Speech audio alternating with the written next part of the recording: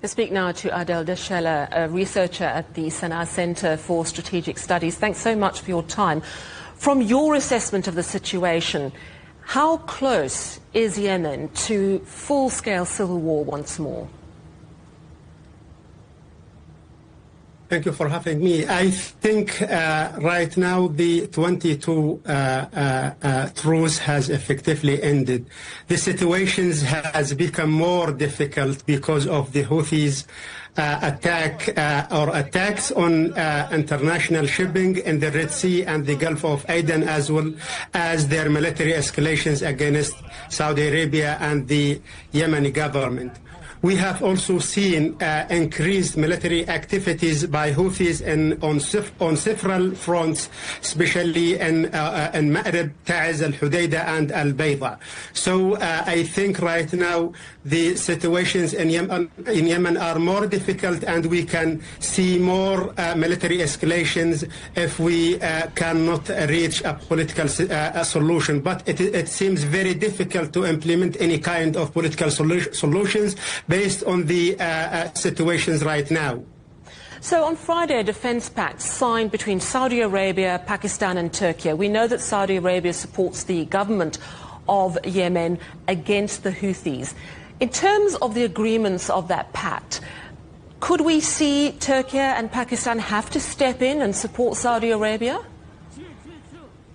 Let me locally to say that to mention that Houthis are trying to control the strategic areas in eastern parts of Yemen, and also they want to pressure Saudi Arabia to bring Saudi Arabia to this conflict, and then to reduce pressure on Iran.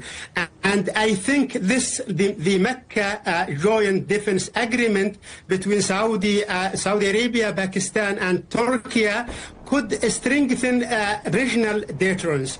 And the main goal of this agreement is to strengthen, as I mentioned, the deterrence and protect Saudi Arabia as well, and the stability and security in the region. As we have seen, Iran and its non-state actors are attacking the regional states, especially Gulf states, and also we have seen Israel.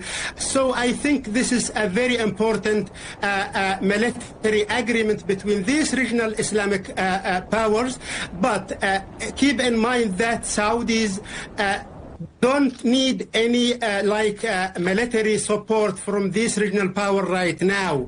Saudis are trying to avoid any military escalations, but in the future, if Houthis attack Saudis, maybe we can see a military escalation supported by Saudi Arabia against Houthis, and then if Iran support these regional, non-state actors like Houthis against Saudis, maybe Pakistan and Turkey will support Saudi Arabia against any attack from Iran.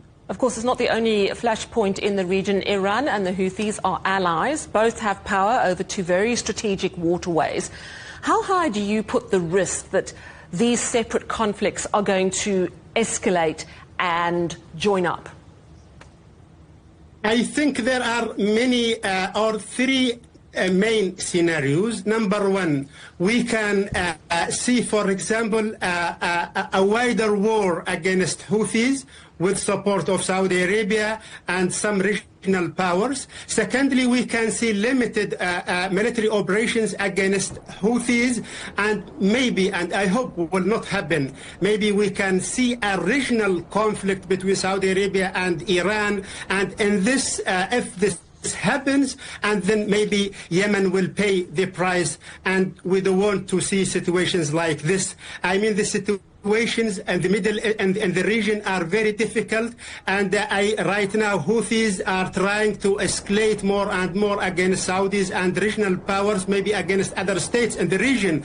So the situations are very difficult, but the upcoming days will show us, maybe we can see like some political solutions or more escalations, but unfortunately the escalations is more than like political solutions.